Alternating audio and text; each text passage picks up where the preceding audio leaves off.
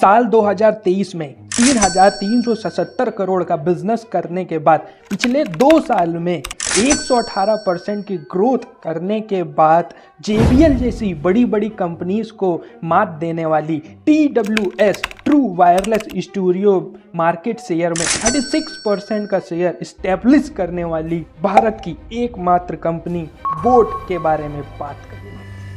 कैसे बोट ने अपने बड़े बड़े कॉम्पिटिटर से कॉम्पिटिट करके मार्केट में इंटर किया, कैसे वो मार्केट को जीते और कौन सी मार्केटिंग की स्ट्रेटजीज उन्होंने अपनाई जिस वजह से वो आज प्रेजेंट टाइम में इतने बड़े ब्रांड हैं। और इतना ही नहीं, साथ में आपको वो सारी बिजनेस की स्ट्रेटजीज भी बताएंगे जो कि आप अपने बिजनेस में भी इंप्लीमेंट करके अपने बिजनेस को भी ग्रो कर सकोगे। और हाँ, वीडियो में आगे बढ़ने से पहले अगर आप मेरे चैनल में नए हो तो चैनल को सब्सक्राइब कर लेना और अगर वीडियो अच्छी लगे तो वीडियो को लाइक जरूर कर लेना और शेयर भी कर देना। यूट्यूब बोट की शुरुआत 2013 में हुई, लेकिन असली बूम सेल्स में उनकी आई 2016 में। अब आपके मन में सवाल आ रहा होगा कि ऐसा क्या हुआ 2016 में जिस वजह से बोट को इतनी तेजी से ग्रोथ मिली। तो देखो आपको बता दें, तो जो पहली चीज हुई वो कि 2016 में एप्पल कंपनी ने लॉन्च करे अपने वायरलेस एयरपॉड, जिसको लगाकर आप आराम से कहीं पर भी बैठ के म्यूजिक सुन सकते हो। और आपको भी पता है अगर एप्पल कंपनी कोई भी प्रोडक्ट लॉन्च करती है तो उसका क्रेज कितना ज्यादा होता है मार्केट में। और जब मार्केट में इसका क्रेज हुआ, लेकिन उस समय एक प्रॉब्लम और थी। वो प्रॉब्लम थी कि हमारे पास अगर आपको म्यूजिक सुननी है तो म्यूजिक सुनने के लिए कुछ ऐसी सुविधा नहीं थी, क्योंकि इंटरनेट उस समय उतना अच्छा नहीं था। तो इस चीज को देखकर रिलायंस कंपनी ने लॉन्च किया अपना जियो, क्योंकि उस समय इंटरनेट का भी बहुत चार्ज था। तो आपको भी पता है जब जियो आया था 2016 में, तब उसने शुरुआत में इंटरनेट बिल्कुल फ्री ऑफ कॉस्ट कर दिया था। जब इंटरनेट फ्री हो गया तो अनलिमिटेड म्यूजिक लोग सुनने लगे। तो उस समय क्या हुआ, एप्पल कंपनी के आईपॉड मार्केट में बहुत ही तेजी से बिकने लगे। जब आईपॉड बहुत ज्यादा बिकने लगे तो मोबाइल मैन्युफैक्चरर ने उस समय क्या किया कि अपनी मोबाइल में कॉस्ट कटिंग करने के लिए जो हैंड फ्री साथ में फ्री दिया करते थे उसको देना बंद कर दिया। अब आपको भी पता है कि जो मोबाइल के साथ मिलती थी हैंड फ्रीज लीड वगैरह, वो कितनी बेस्ट क्वालिटी की थी। वैसी क्वालिटी की भाई बाहर लेने जाओगे तो आपको मिलेगी नहीं। अगर बाहर मिलेगी वैसी, लेकिन उस प्राइस में नहीं मिलेगी। तो अपनी कॉस्ट को बचाने के लिए, अपनी सेल रिवेन्यू को बचाने के लिए मोबाइल मैन्युफैक्चरर ने हैंड फ्री वगैरह मोबाइल के साथ में देना बंद कर दिया। अब यहां पर आई सबसे बड़ी प्रॉब्लम। यहां से निकली बिजनेस की एक बहुत बड़ी अपॉर्चुनिटी। वो अपॉर्चुनिटी क्या थी कि हाई क्वालिटी और अच्छी क्वालिटी और सस्ते रेट में कोई ऐसा व्यक्ति आ जाए जो कि ईयरपॉड्स या हैंड फ्री वगैरह लोगों को अवेलेबल कराए। इस मार्केट कैप्चर का फायदा उन सभी को मिला जो पहले से ही थे मार्केट में, और दूसरा जो मार्केट में आए थे नए नए, तो दोनों को इसका फायदा मिला। लेकिन अब आपके मन में सवाल आ रहा होगा कि जो पहले से ही थे या जो बोट के साथ आए थे तो उनको इतनी बड़ी ग्रोथ नहीं मिली, जबकि बोट को इतनी ग्रोथ कैसे मिल गई। तो आपको बता दें बोट कैसे सक्सेस हुआ, ये जानने से पहले आप एक चीज समझ लो। अगर आपको मार्केट में इंटर करना है ना, तो एक कैटेगरी को आपको पकड़नी पड़ेगी। उस एक कैटेगरी में आपको यूनिकनेस लानी पड़ेगी ताकि आप मार्केट में एकदम अलग दिखो। तो एक कैटेगरी यूनिकनेस की होती है प्राइसिंग। अब प्राइसिंग में कैसे आप यूनिकनेस लाओगे वो भी मैं आपको समझाता हूं। देखो, आप कोई भी मार्केट में प्रोडक्ट लेने जाओगे, वो सस्ते से सस्ता भी आता है और महंगे से महंगा भी आता है, ये तो आपको पता ही है। लेकिन आपको बता दें 4 कैटेगरी होती है बेसिक प्राइसिंग की। वो कौन कौन सी होती हैं? पहली अल्ट्रा प्रीमियम, दूसरी प्रीमियम, तीसरी सब प्रीमियम, चौथी अफोर्डेबल। अब अगर आपको इसको समझना हो तो इसको मैं आपको एक मोबाइल के एग्जांपल से समझाता हूं। अल्ट्रा प्रीमियम कौन है मार्केट में जो कि 1 लाख, 1.5 लाख, 1,20,000, 80,000, 90,000 के फोन बेचते हैं? एक ही है, आईफोन, एप्पल। एक ही कंपनी है जो कि इतने महंगे प्राइस में बेचते हैं और वो वहां के किंग है। उनके बराबर और उनसे अच्छा कोई वहां पे नहीं देता है। दूसरा आता है प्रीमियम। अब प्रीमियम मतलब जो कि 80,000 से नीचे, 1 लाख से नीचे और 50,000 के ऊपर है। अब इसमें कौन आता है? तो यहां का राजा है सैमसंग, आपको भी पता है। अब तीसरा आता है अफोर्डेबल, मतलब कि जिसके पास 50,000 के ऊपर नहीं, लेकिन जो कि 20,000, 15,000 के नीचे के मोबाइल आते हैं, जैसे कि ओप्पो, वीवो, एमआई और रियलमी। ये कुछ फोन है जो कि हमारे अफोर्डेबल में आते हैं। लेकिन जो कि एक और कैटेगरी बचती है, अब उसमें कुछ ऐसे व्यक्ति भी आ जाते हैं जो ये कहते हैं कि नहीं भैया हमें 15,000, 10,000, 20,000 के फोन नहीं चाहिए, क्योंकि मुझे लगता है कि ये जो प्राइसिंग के फोन होते हैं ये खराब होते हैं, ये कुछ उतने अच्छे काम के नहीं होते। 20,000 से 50,000 के बीच में अगर कोई ऐसा फोन हो, आप बता दो, जो कि बहुत अच्छी क्वालिटी का हो। तब क्या था, उस समय उस मार्केट में कोई ऐसे फोन अवेलेबल ही नहीं थे। तो ये यहां पे क्या था, एक मार्केट में गैप था।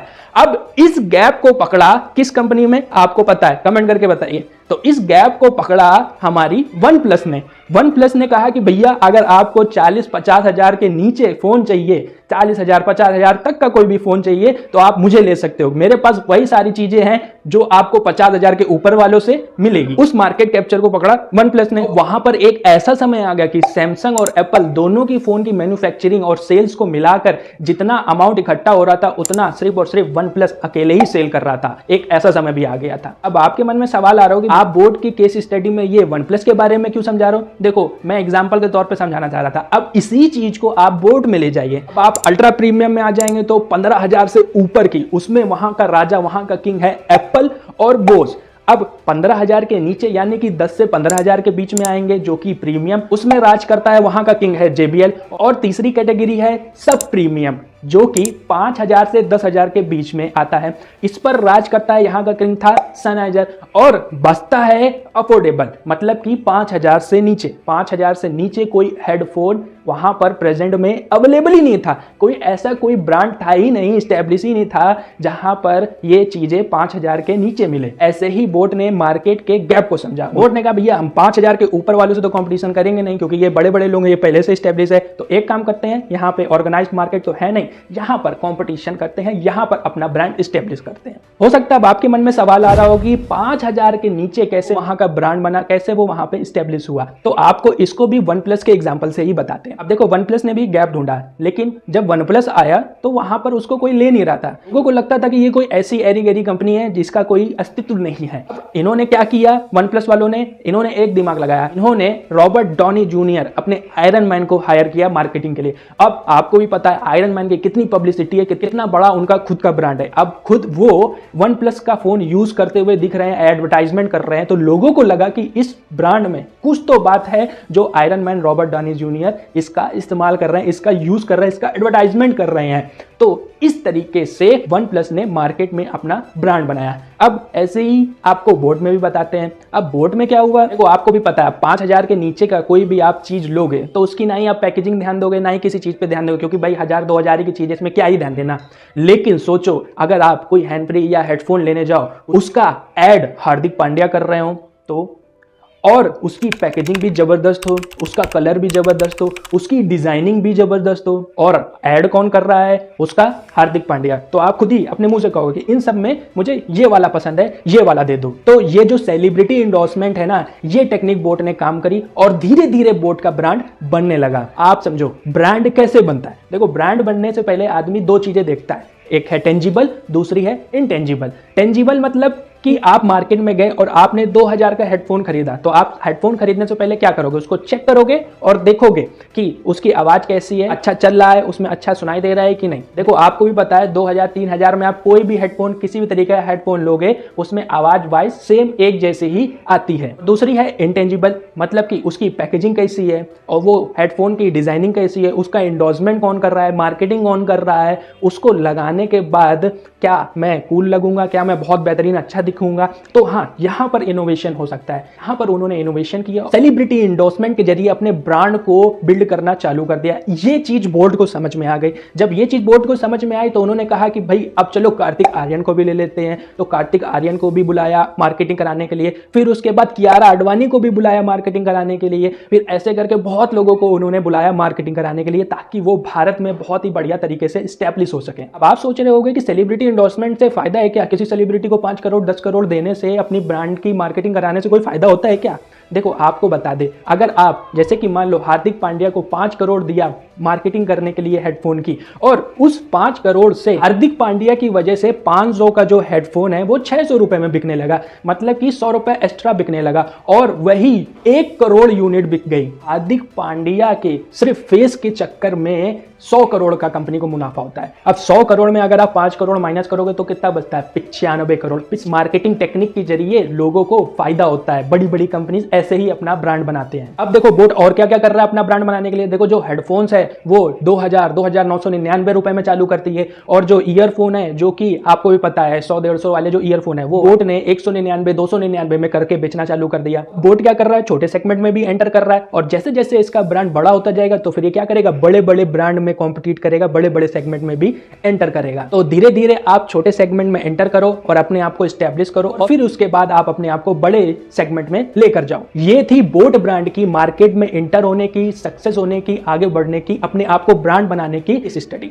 अब इससे आपको क्या सीखने को मिलता है, इसमें आपको क्या क्या बिजनेस लेसन मिलते हैं, अब उसकी बारी है। और बिजनेस लेसन से पहले अगर आपको वीडियो अच्छी लगे तो वीडियो को लाइक करके शेयर जरूर करना दूसरों को, और अभी तक अगर आपने चैनल को सब्सक्राइब नहीं किया तो सब्सक्राइब भी कर लेना। तो लेसन नंबर 1, अगर आपको मार्केट में कहीं गैप दिख जाए तो वहां पे तुरंत एंटर करिए। देखो जैसे कि बोट को मार्केट में गैप दिखा, क्यों एंटर करने में फायदा होता है, क्योंकि जो मार्केट में जहां गैप होता है वहां पे पहला तो कंपटीशन नहीं होता है, दूसरा अनऑर्गेनाइज मार्केट होता है, क्योंकि वहां पे अगर आप ऑर्गेनाइज तरीके से, सिस्टमैटिक तरीके से कोई भी बिजनेस करोगे तो आराम से स्टैब्लिश कर ले जाओगे, क्योंकि वहां पे कंपटीशन नहीं होता है, ही आपको किसी चीज की दिक्कत आती है वहां पर। जैसे कि बोट को भी दिखा कि ऊपर की मार्केट में कंपटीशन था लेकिन नीचे की मार्केट में कोई कंपटीशन नहीं था, वैसे ही आप भी मार्केट में गैप देख के एंटर कर सकते हो और अनऑर्गेनाइज्ड मार्केट में अपना ऑर्गेनाइज्ड ब्रांड बना सकते हो। अब बारी है लेसन नंबर 2 की। दूसरा उसने क्या देखा कि अनऑर्गेनाइज्ड मार्केट में इनोवेशन किया, पैकेजिंग में, डिजाइनिंग में, वहां पर इनोवेशन किया और साथ में अपना इंडोर्समेंट भी किया, मार्केटिंग भी बढ़िया लेवल की कराई। अब आप भी अपने प्रोडक्ट में डिजाइनिंग बिल्ड कर सकते हो अपने कॉम्पिटिटर को देख के कि वो कैसा ऑर्गेनाइज सेक्टर है कि अनऑर्गेनाइज सेक्टर है, उस हिसाब से अपनी डिजाइनिंग को बेहतर कर सकते हो। फिर उसके बाद आप इंडोर्समेंट मार्केटिंग भी कर सकते हो। देखो आपको बता दें, भारत क्या पूरी दुनिया में जितने भी अरबपति हैं, जिनकी अरबों खरबों की कंपनी है ना, वो ऐसे ही नहीं बने हैं, अपनी हैबिट्स की वजह से आज इतने अमीर बने हैं। उनकी कुछ कॉमन हैबिट्स थी जिस वजह से वो आज इतने करोड़पति बने हैं। अगर आप भी बिलियनियर्स की हैबिट्स के बारे में जानना चाहते हो तो इस वीडियो को देख लेना, आपको बिलियनियर्स की सारी हैबिट्स के बारे में डिटेल में समझाया है। और आपको एक चीज और बता दें, मेरे चैनल को सब्सक्राइब कर लीजिए, क्योंकि यहां पर आपको ऐसे ही बिजनेस से रिलेटेड आपको लर्निंग मिलती रहेगी, नॉलेज मिलती रहेगी। आप मेरे चैनल में नए हो तो सब्सक्राइब जरूर कर लेना, वीडियो अच्छी लगी तो लाइक और शेयर और कमेंट भी कर देना कि कौन सा पार्ट आपको अच्छा लगा है। तब तक के लिए जय हिंद, वंदे मातरम दोस्तों।